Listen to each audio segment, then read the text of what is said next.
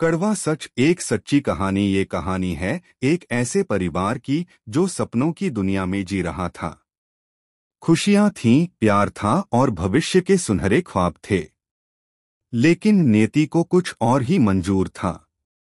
एक ऐसी सच्चाई सामने आई जिसने उनकी जिंदगी को पूरी तरह से बदल दिया।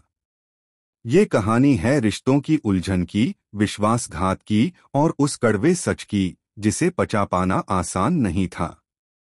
राजन और प्रिया एक आदर्श जोड़ा। दोनों ने प्रेम विवाह किया था। राजन एक मेहनती और ईमानदार इंजीनियर था, जबकि प्रिया एक कुशल गृहिणी जो अपने परिवार को समर्पित थी। उनके दो बच्चे थे, 8 साल की रिया और 5 साल का रोहन। उनका जीवन एक सुंदर कविता की तरह चल रहा था। राजन ने कड़ी मेहनत से एक सुंदर घर बनाया था जो उनके सपनों का आशियाना था। हर तरफ खुशियां बिखरी हुई थीं। रिया पढ़ाई में तेज थी और रोहन अपनी मासूमियत से सबका दिल जीत लेता था। प्रिया घर और बच्चों की देखभाल में कोई कसर नहीं छोड़ती थी। राजन ऑफिस से आने के बाद बच्चों के साथ खेलता और प्रिया के साथ बातें करता। हर साल वे छुट्टियों में घूमने जाते थे, कभी पहाड़ों पर तो कभी समुद्र के किनारे। उनकी जिंदगी में कोई गम नहीं था। सब कुछ इतना परफेक्ट था जैसे कोई सपना हो। एक दिन राजन को ऑफिस से एक जरूरी काम के सिलसिले में दूसरे शहर जाना पड़ा। प्रिया और बच्चे घर पर अकेले थे। राजन ने प्रिया को फोन करके बताया कि वह कुछ दिनों के लिए बाहर जा रहा है और जल्द ही वापस आ जाएगा। प्रिया ने उसे अपना ख्याल रखने को कहा। राजन के जाने के बाद प्रिया थोड़ी उदास हो गई थी। उसे राजन की आदत हो गई थी। वह हर पल उसे याद करती थी। बच्चे भी अपने पापा को बहुत मिस कर रहे थे। कुछ दिनों बाद प्रिया को राजन के ऑफिस से एक फोन आया। फोन करने वाले व्यक्ति ने बताया कि राजन का एक्सीडेंट हो गया है और वह गंभीर रूप से घायल है। प्रिया के पैरों तले जमीन खिसक गई। उसे कुछ समझ में नहीं आ रहा था। उसने तुरंत बच्चों को संभाला और अस्पताल के लिए रवाना हो गई। अस्पताल पहुंचकर प्रिया ने राजन को आईसीयू में देखा। वह बेहोश था और उसके शरीर पर कई चोटें लगी हुई थीं।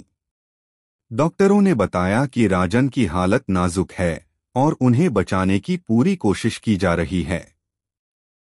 प्रिया पूरी रात अस्पताल में ही रही। वह भगवान से प्रार्थना कर रही थी कि राजन ठीक हो जाए। रिया और रोहन भी अपनी मां के साथ अस्पताल में थे। वे अपने पापा को इस हालत में देखकर बहुत दुखी थे।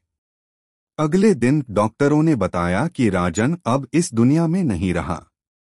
यह खबर सुनकर प्रिया पूरी तरह से टूट गई। उसकी दुनिया उजड़ गई थी।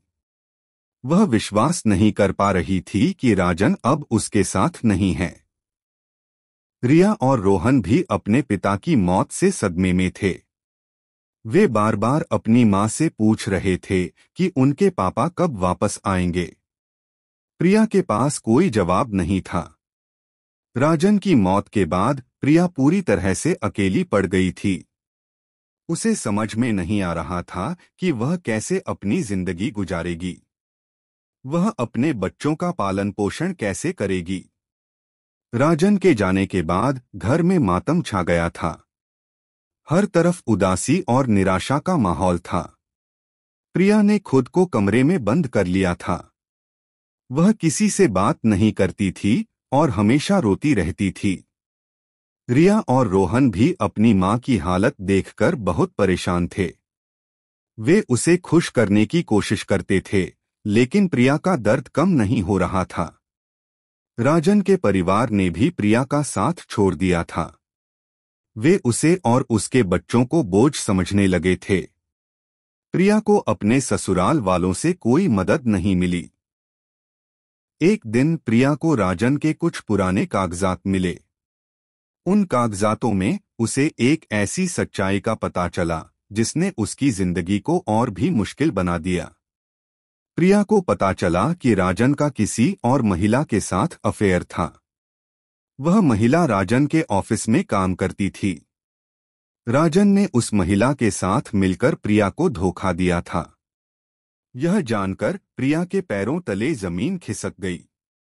उसे विश्वास नहीं हो रहा था कि राजन, जिससे उसने इतना प्यार किया, वह उसे धोखा दे सकता है। प्रिया को बहुत गुस्सा आया। उसे लगा कि राजन ने उसके साथ बहुत बुरा किया है। उसने अपनी पूरी जिंदगी राजन को समर्पित कर दी थी, लेकिन राजन ने उसे धोखा दिया।